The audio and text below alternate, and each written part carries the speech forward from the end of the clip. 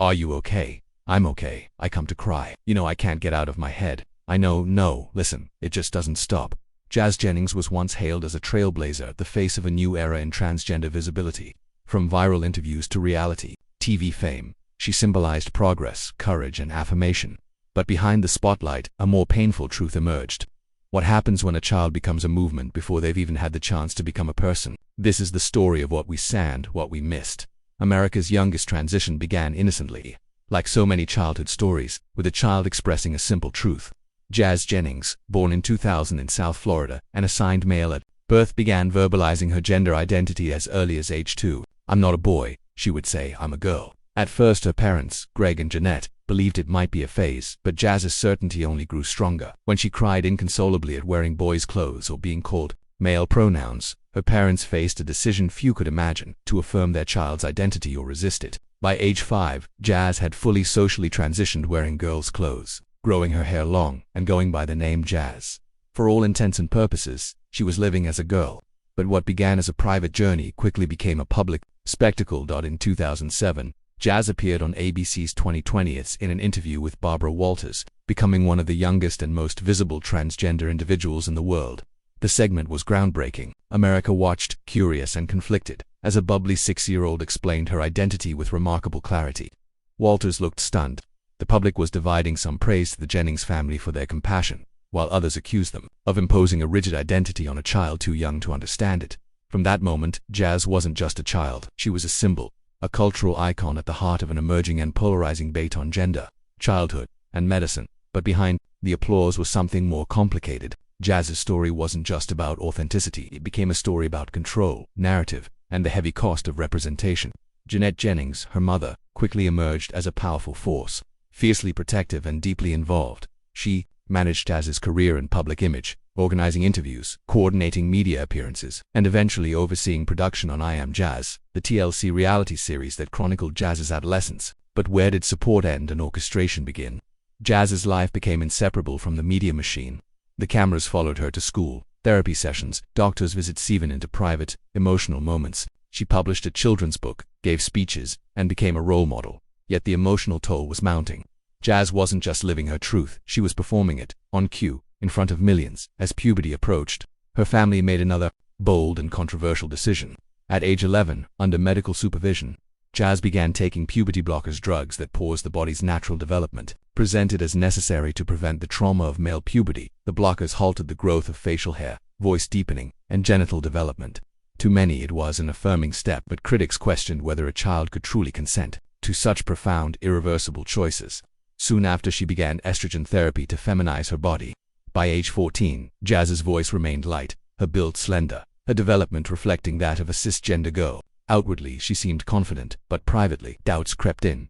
In video diaries aired on I Am Jazz, she confessed moments of painful uncertainty. "I feel like I'm living a lie. I don't feel like me." That statement alarmed many. For years, Jazz had been celebrated as the perfect example of a thriving trans youth. But here was a different reality. A young woman, confused and questioning, weighed down by the life she was expected to embody.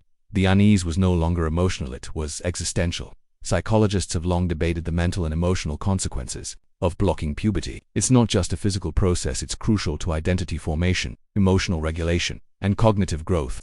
Had skipping this natural development robbed Jazz of something intangible? Critics wondered whether adults had frozen not just her body, but her ability to explore, question, and evolve. She had never known privacy in her identity discovery. Every step had been shaped, encouraged, and broadcast. As debates over puberty blockers heated up across political and medical communities, Jazz's journey became a case study. For advocates, it was proof of progress.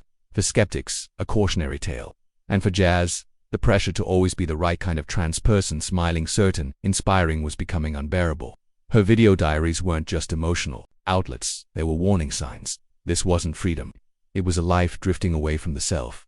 Then came the surgery. In 2018, at age 17, Jazz underwent gender confirmation surgery to construct a neovagina. The procedure was considered a major milestone, not just for Jazz, but for the trans youth movement. She was one of the youngest individuals in the US to undergo the operation. But celebration quickly gave way to medical complications. Due to her early use of puberty blockers, Jazz hadn't developed enough penile tissue for the procedure, forcing surgeons to use skin grafts from her stomach. The surgery was risky. Within days, she suffered inflammation, pain and healing issues, follow-up surgeries, follow-up multiple painful procedures aimed at correcting complications. In interviews and confessional moments, Jazz admitted to feeling numb, fractured and disconnected from her body. "I feel kind of broken," she said. That admission rippled through both supportive and critical circles, forcing a hard reckoning. Gender-affirming surgery can be life-changing, even life-saving, but it also carries serious risks as when performed on minors, under media pressure, and with limited long-term research.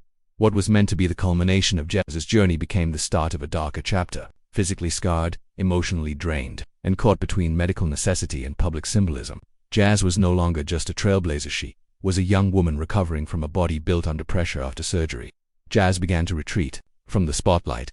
Her social media presence declined. Her appearances slowed. When she re-emerged, she was different, quieter, heavier, more subdued. The once bright-eyed child who had inspired millions was now wrestling privately with mental illness. By her early 20s, she revealed she had gained over 100 pounds. What began as healing turned into binge-eating entire pizzas, boxes of donuts, thousands of calories in one sitting. The weight gain was not just physical, it was emotional. "I'm spiraling," she admitted on the show. "Food is my coping." The mechanism. Depression and anxiety followed. The vibrant symbol of trans progress had become a young person in crisis. Jazz's story remains deeply important, but not for the reasons it once did. Not as a perfect emblem of success, but as a complex, cautionary reflection of what happens when identity, medicine, and media converge too early, too quickly, and too publicly. In one quiet scene, she says, "I feel like I don't even know who I am anymore." That sentence isn't about gender, it's about humanity. It's about what happens when a person's growth is replaced with messaging, and their story is shaped more for the public than for themselves. Jazz's journey reveals something we often forget. Identity is messy, it evolves, and when it is compressed into a narrative for public consumption, it can become a kind of prison. Hers is not a story against transition, it's a story against premature certainty, against the weaponization of identity, and against sacrificing complexity for ideological convenience. Jazz was celebrated when she smiled, when she made things look easy, but when she faltered, when she cried, when she asked hard questions, suddenly she became difficult to watch. But that's when she became real.